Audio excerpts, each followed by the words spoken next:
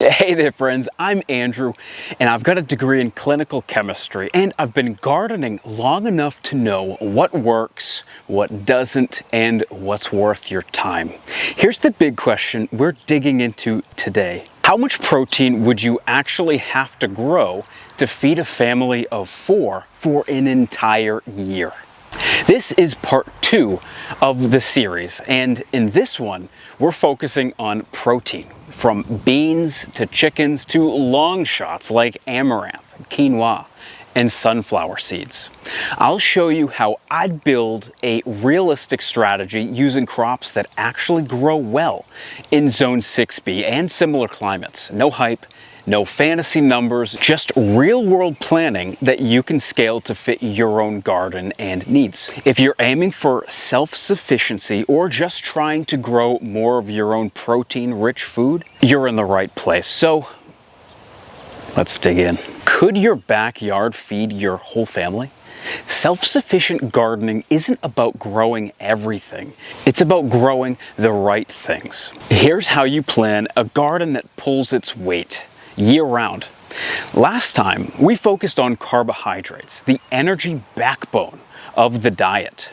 But today, we're zeroing in on something just as essential, and that is protein. To keep things simple, I break nutrition into 4 main categories: carbs, protein, fats, and micronutrients, and this includes vitamins. In this video, it's all about the protein, how much you need, where to get it from the garden, and what's actually realistic to grow in Zone 6B climate, and how much space is needed to do all of this. And just like before, let's keep expectations grounded. Today, self-sufficiency isn't something most people achieve overnight, or even a few seasons. I'm still on the path myself, and right now I grow about 10% of my own food, and my protein is not even close to what we will need or what we will be talking about today. But every year, I push a little further. This video is for anyone looking to do the same. Let's get into how much protein you'd need to grow to feed a family of 4 for an entire year, and how to make it happen. Carbs get all the credit, but protein keeps you alive. In this video, we're breaking down high-protein crops, backyard animals, and forgotten foods that can fuel a family of 4. Protein is the repair crew of your garden's nutritional value. These are the building blocks for muscle, hormones, enzymes, and long-term health. And just like with carbs, growing your own means that you control the supply. In this video, I'm focusing on high-protein crops and livestock that you can grow at home. Things like beans, peas, quinoa, peanuts, fava beans, sunflower seeds, chickens, tree nuts, wild game, and even insects. Stick around because these aren't necessarily for you to eat. Don't get too grossed out on me yet. Planning is king. You want crops that thrive in your region and give you the most protein per square foot. It's got to be worth your time. Every climate will vary, but I'm walking you through what I'd grow here in coastal Massachusetts. That includes a variety of beans. Pole beans are a go-to for their efficiency, but I'd also grow bush beans, favas, and peas. I'm also trying out some long shots like quinoa and amaranth, sunflowers, and pumpkins. We'll even get into keeping chickens for eggs and meat, and how surprisingly effective chestnut trees can be for this effort. And just like with staple carbs, don't rely on just one thing. By spreading your protein sources across legumes, grains, seeds, trees, and animals, you protect your harvest from pests and disease, and make your diet more complete. I'll be using the same bed size throughout this video, and that is 30 inches wide by 100 feet long, to keep everything consistent and easy to follow. If you want to see how this plan would change for a warmer climate like Texas or the Pacific Northwest, drop a comment and like this video. That helps me know what to make next. And if this video hits 500 likes and the first part in this series hits 1,000, I'll make the next video and walk you through how I'd approach acquiring fat for my family. Now that we know what we're growing, let's talk about how much we actually need. How much protein does one person need? We're not guessing. Here's how to calculate real daily protein needs for adults and how to meet them for your garden. An average adult, about 160 pounds, needs about 2,000 calories and 55 grams thereabouts of protein per day. For a family of 4 adults, that's going to be 220 grams of protein per day, or 80,000 grams of protein in a year. In practice, a combination of legumes, grains, eggs, and other foods is used to reach these needs. This section explores high protein crops and a few animal sources that can realistically be grown or raised in a Zone 6B home garden to supply a family's protein. But it's not just about hitting the number. It's about hitting the right kinds of protein. Beans are great, but they're not the whole story. To thrive and be healthy, you need complete proteins, and that means mixing plant types or adding animals to your mix. Here's what you need to know. Plants don't always give us complete proteins. That means they might be missing 1 or 2 or 3 essential amino acids, the building blocks that your body can't make on its own. Beans, for example, are high in lysine, but low in methionine. Grains are the opposite. Low in lysine, but rich in methionine. When you combine the two, you get a complete protein. Now, we're not talking about food combining every single meal. What matters is your overall diet, especially over the course of a day or two. So in the garden, the more protein sources that you grow, from beans and peas to seeds and greens, the more likely you'll meet those amino acid needs without even thinking about it. If you only grow 1 or 2 things, you're rolling the dice. But when you grow several, even in small quantities, you're covering the bases. And that's why diversity in the protein crops isn't just smart, it's essential for long-term health and sustainability. Just like we discussed in the carbohydrate video, part 1 of this series, spreading your risk across multiple plant families is just as important here when it comes to protein. Diversity protects your harvests from pests, disease, and crop failure. Bird flu isn't going to take out your pole beans. Now, let's check out the game plan. With the big picture in mind, let's map out a protein strategy that checks all the boxes. If you've made it this far into the video, you already know growing enough protein to feed a family isn't about just growing seeds in the ground. It takes planning, timing, and knowing exactly what to plant and when. That's why I'm building something new, a text-based planting service that sends you precise, zone-based planting reminders every week. No more watching 25-minute videos just to get one date. No more flipping through calendars or digging through complicated apps. Just clear, timely guidance straight to your phone. And if you join the waitlist today, the first 300 people will get a founder's discount, only $1 per month for as long as you wish. If you want to grow more food with less guesswork, the link's in the description. And I know a lot of you watch on your TV. I've put a QR code that will bring you right to the waitlist right here. If you're going to feed your family from your garden, here's the game plan. We'll walk through the full protein strategy, plants, animals, timing, and storage. And yes, it's all doable in Zone 6B. We're going to hit protein from multiple angles, some easy, some ambitious. So you've got a backup, no matter what kind of season you're facing. I'd set up 3 protein pillars, and that is beans, chickens, seeds, and grains, plus a bonus wild card. The bonus part is so huge, I wanted to mention it first, but changed my mind and added it to the end. So make sure to stay until the end. I think a lot of you are going to find this extremely insightful. First up is beans and peas. These are your staples: pole beans, bush beans, fava beans, and shelling peas. They're reliable, calorie-dense, and surprisingly high in protein per square foot. Next is seeds. Think sunflower seeds, pumpkin seeds. They're small but caloric. Even better if you can grow the hull-less pumpkin seed varieties. No shelling needed. Just roast and eat. The last leg in this tripod is chickens and their eggs. Eggs give you complete protein, and the birds will eat your scraps, weeds, and even bugs, turning low-value items into high-value food. If you can raise a few for meat, even better. And speaking of bugs, insects like crickets are gaining ground in the sustainability world. Then we've got some long shots, crops like quinoa and amaranth. They take a little bit more effort and space, but if they work in your garden, they'll pay off big. High yields, good protein, and long shelf life. And while this video focuses on annual crops, I'd be missing something big if I didn't mention chestnuts and wild game. A single mature chestnut tree can drop 30 to 100 pounds of food in a good year, high in carbs and protein. And the best part, they feed the wildlife too. If you've got land, planting a small grove now is like setting a trap line you don't have to check.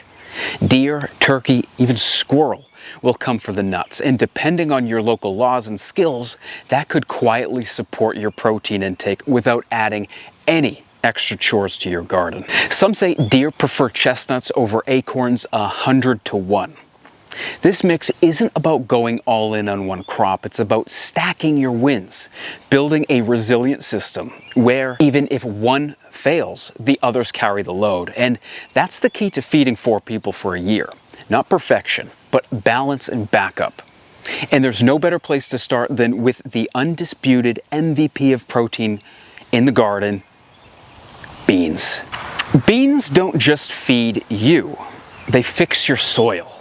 If you're growing for protein, beans are the backbone of your plant. Both bush beans and pole type varieties are nitrogen fixers, which means they actually improve the garden over time.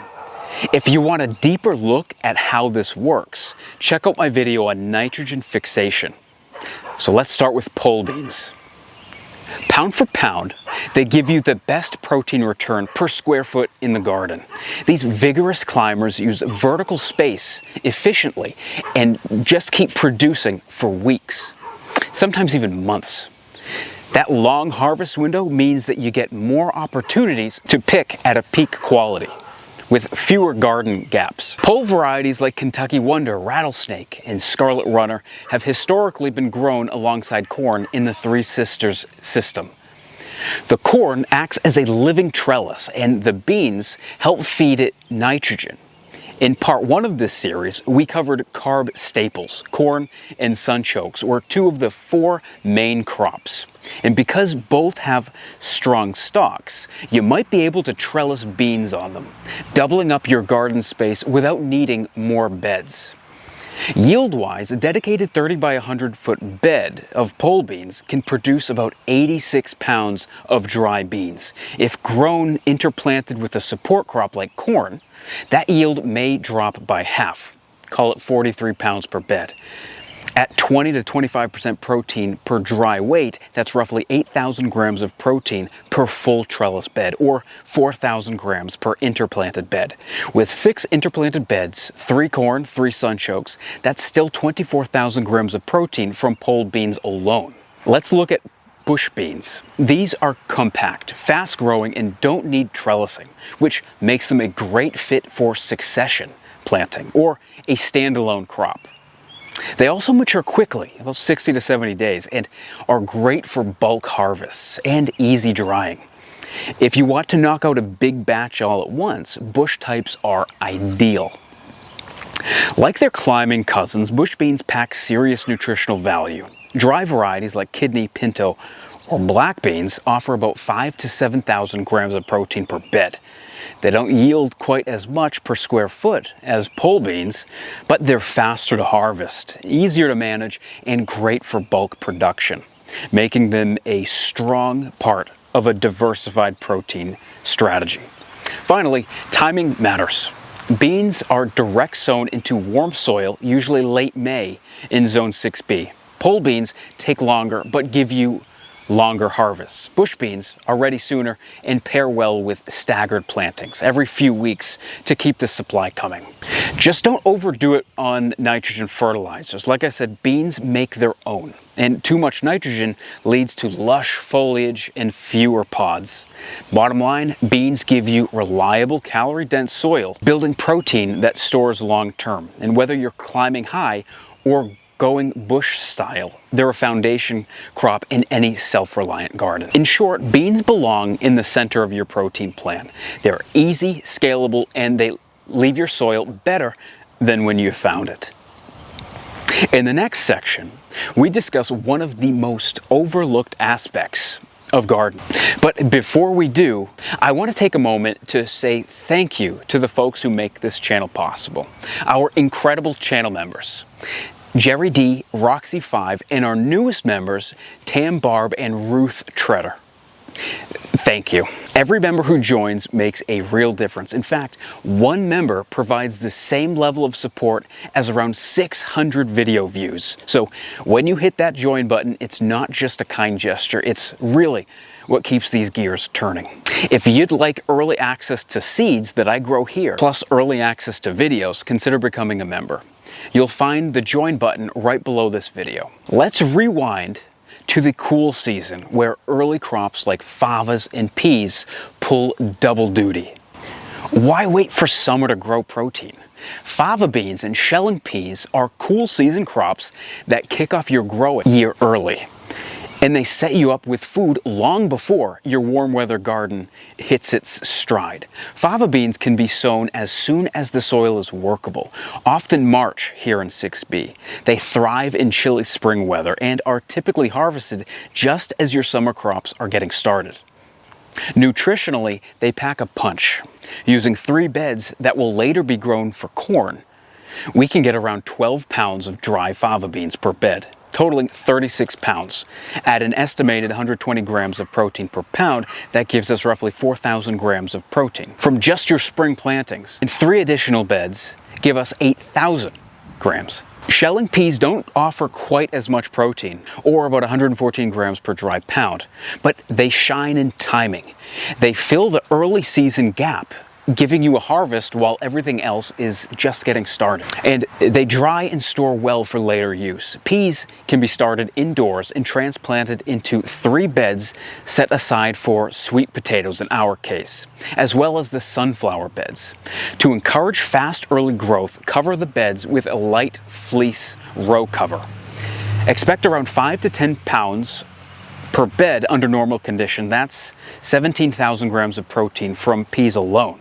And it's also possible to get a second planting of peas in the fall after a summer crop has been harvested. But keep in mind that planting peas in the same bed as you intend to plant sweet potatoes, it could be a tight harvest. And sweet potatoes take priority. So if your spring peas aren't ready by mid-May, harvest early and move on. Altogether, when you tally up your pole beans, bush beans, fava beans, and peas, you're already looking at 30,000 plus grams of protein, enough to cover over 60% of the annual needs for a family of 4. That's a conservative estimate. With good weather and strong harvests, totals could be much higher, but always plan with a buffer. Garden yields can swing in either direction. Plants do a lot, but if you're open to animals, there's even more protein on the table. Chicken and crickets. One of these gives you 15,000 grams of protein a year. A flock of hens and a few bins of bugs can power your garden and your plate. Here's how they fit into the system. We're talking animals because when it comes to protein density and year-round output, a small flock of chickens can pull more than their weight. A backyard flock of 8 hens can lay around 2,200 eggs per year. At about 7 grams of protein per egg, that's roughly 15,000 grams of protein annually, depending on their breed and the feed. The best part? Those eggs come in consistently. You don't have to wait for a harvest. You get a reliable daily source of protein, even in the off-season, albeit not as much in the winter. If you're up for it, raising meat birds alongside your laying hens adds even more to your protein total. Just 8 broilers could supply another 2,400 grams of protein. To cover half of your family's 35% needs with chicken meat and eggs, you'll need to raise about 50 birds throughout the year. That may sound like a lot, and it is, but chickens don't just take, they give back. They turn garden scraps, weeds, and kitchen waste into eggs. And their high nitrogen manure improves your soil fertility. With a well-designed system, you're not just raising livestock, you're closing loops and boosting productivity across the whole garden. You can set up a mobile coop or a chicken tractor, and your birds will also help with weed suppression, bug control, and light tilling, while fertilizing your garden beds at the same time. This is integration at its best. Animals working side by side with crops to support the full system. That said, here's a crucial caveat. Chickens need feed. If your goal is full self-sufficiency, you'll need to factor this in. Most people rely on store-bought pellets, corn or grain, which means your food system still depends on outside inputs. Yes, chickens will eat weeds, bugs, and scraps, but it won't fully meet their dietary needs, especially through the winter. To truly close the loop, you'll need to grow a source of feed yourself. That might mean planting grains, raising worms, or producing alternative protein sources. And that's where crickets come in. Crickets are among the most efficient protein producers you can raise at home. They convert food into protein far better than chickens or even cows, and they require very little space. A plastic tote and a warm closet are enough to start. A single bin, 2 by 3 feet, can yield hundreds of grams of protein per month. Dried crickets make high protein feed supplements for your flock, especially useful in summer when egg production and protein demands are high. So even if you're not ready to eat crickets yourself, they can still help power your protein system. The bottom line, chickens are one of the most valuable animals that you can integrate into your self-reliance plan. But they aren't a free ride.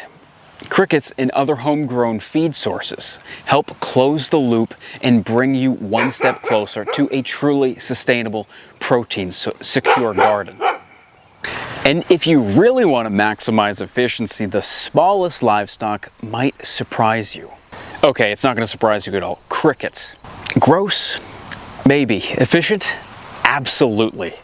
Personally, I'd place crickets in the survival or desperation category when it comes to direct human consumption. The idea of eating whole crickets doesn't exactly ring my bell, but grinding them into a powder and slipping them into pancakes or baked goods, that's a different story, and honestly, a pretty smart option if you can get past the ick factor. Crickets are one of the most efficient protein sources that you can raise at home. They convert feed into protein far better than chickens or cows, and they take up almost no space. A single plastic tote in a warm shed or barn is enough to get started. I definitely wouldn't want them chirping away in the house, but outside, totally doable. Nutritionally, 100 grams of crickets delivers about 13 grams of complete protein, alongside B12, iron, and even omega-3s. And because they're cold-blooded, they use far less feed and water than traditional livestock. Think of them like high-efficiency LEDs compared to old fluorescent bulbs. Less input, better output.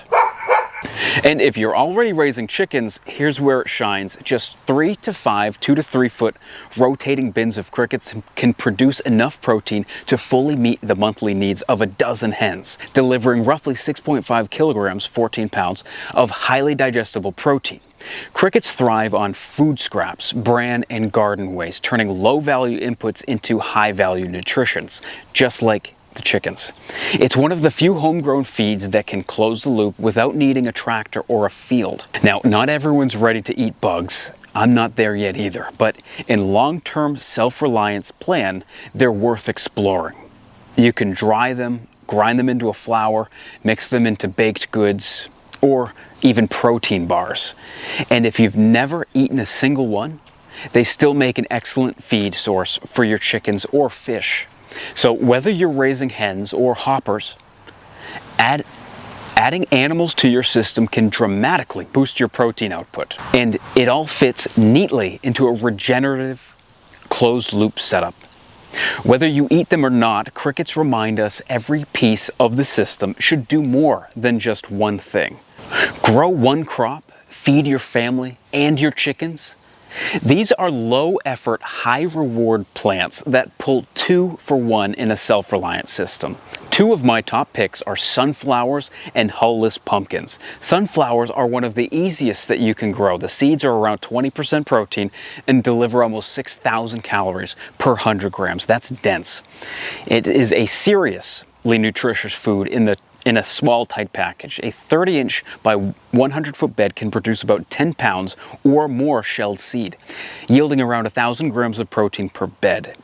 This isn't a lot of protein compared to others like pole beans, but there is a lot of fat in sunflower seeds. We're not getting into fat in this video, so I may change this figure. If you want to see a series on supplying appropriate levels of fat for a family of 4, like this video did for protein, check out part 1 of this series on carb, and I will work on the fat video one next. If this video gets 500 likes and part 1 gets 1,000, then I'll make it happen. But as we stand now, I would grow 5 beds of sunflowers to get 5,000 grams of protein. Now let's talk hull-less pumpkins, one of the most underrated protein crops for the home grower. These pumpkins are bred specifically for their seeds, which are about 30% protein and pack in around 600 calories per 100 grams, just like sunflowers. You can eat them raw, roasted, or pressed for oil.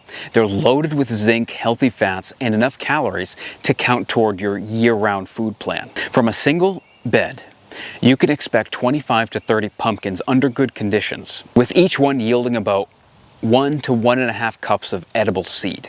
That adds up to 1,000 grams, and since the seeds store well, they're a great long-term asset. Toss the pulp and vines to your chickens or roast the flesh for your own table. And the crop works to close loops. I would do 3 rows of pumpkins for 3,000 grams of protein. Now here's where pumpkins get even more interesting. They're one of the 3 sisters crops: corn, beans, and squash, an ancient planting system developed by indigenous growers across the Americas. Each plant supports the other. Corn acts as the trellis, beans fix the nitrogen, and pumpkins suppress the weeds with their sprawling vines. It's a brilliant system. When the timing works, and I'll be honest, I've struggled to get this system dialed in just right, the sequencing is everything. Corn needs to be up before the beans can climb, and squash has to come in strong enough to shade the ground, but not so early that it overwhelms the rest. If you want a deep dive into this method, check out my full video on the 3 sisters planting strategy.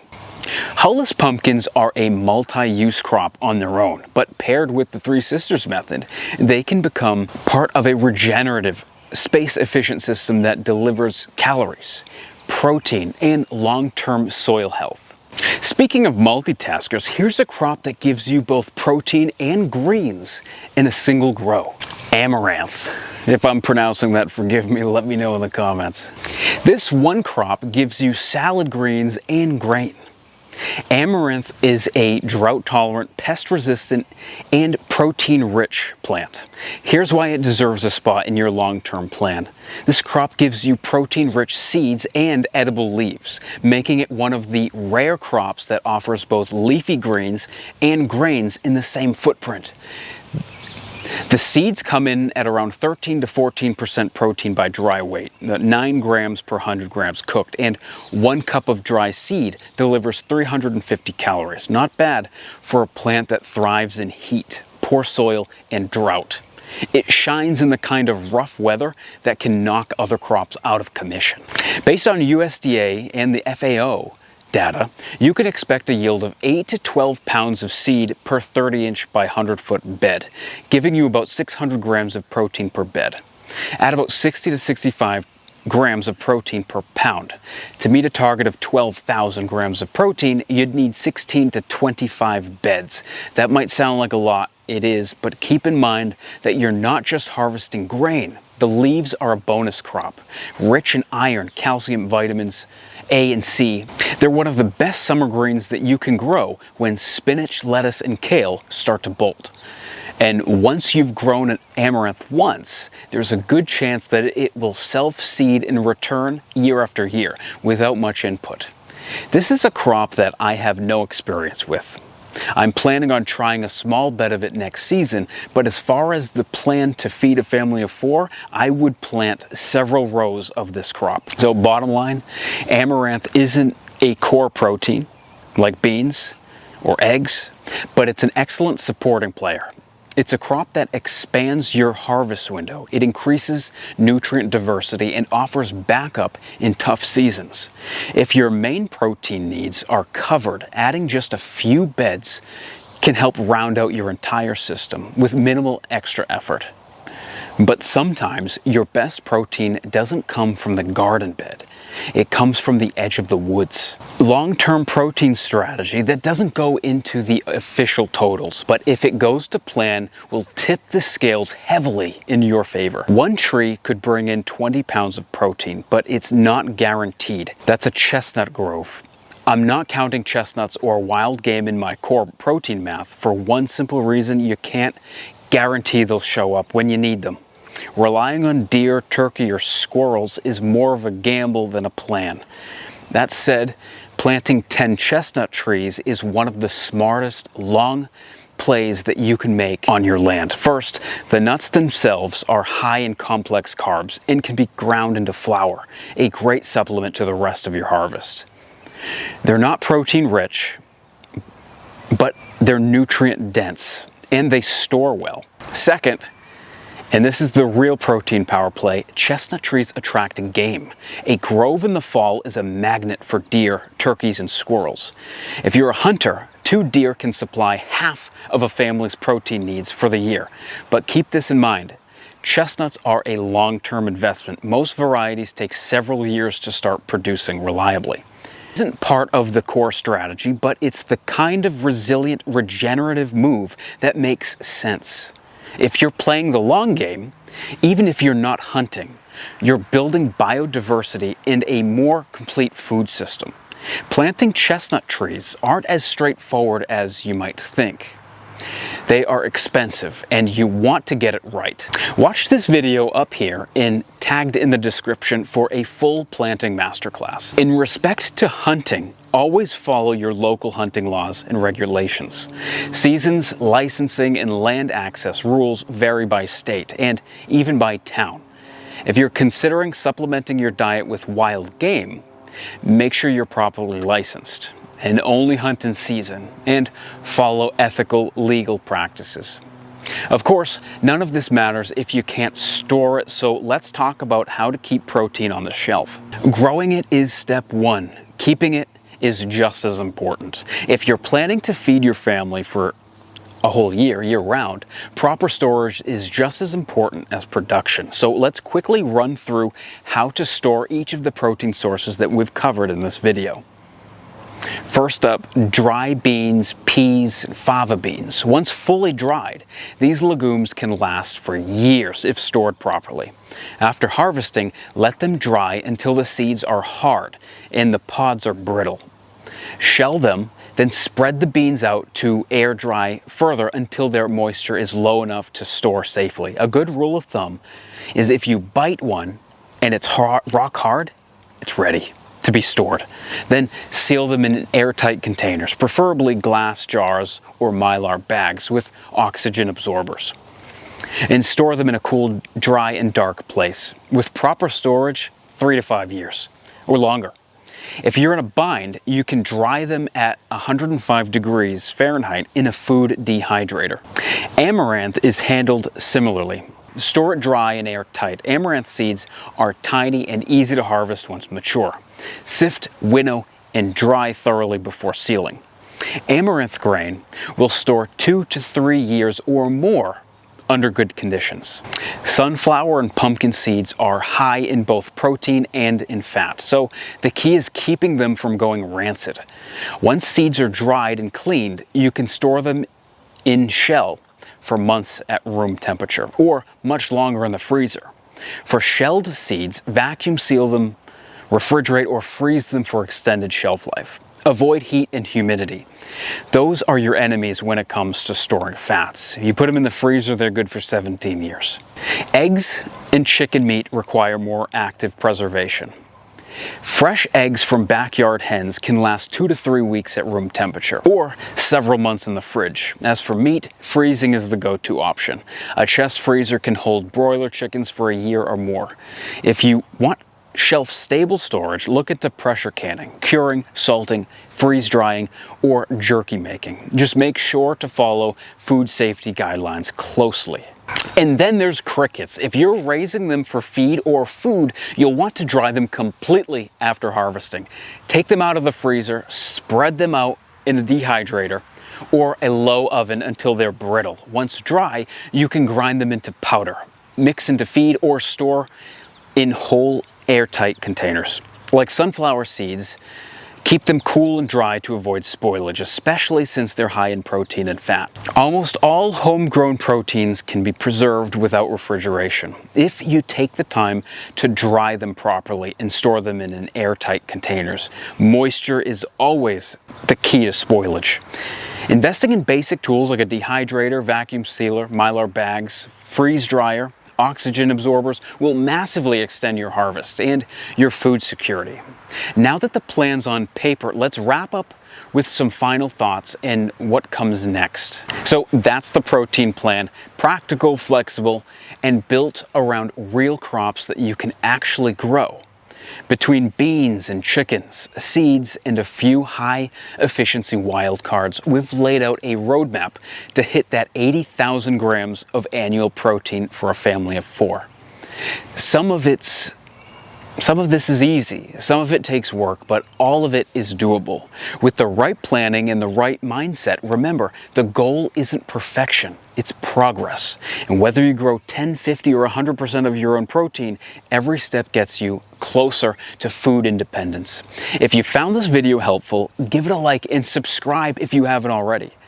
It lets me know that you want more content just like this. And if part 1 on carbohydrates gets to 1,000 likes and this one gets to 500, I'll move on to part 3. How I'd grow and store fats for a full year of homegrown nutrition. If you have any questions, drop them down in the comments and I do read them.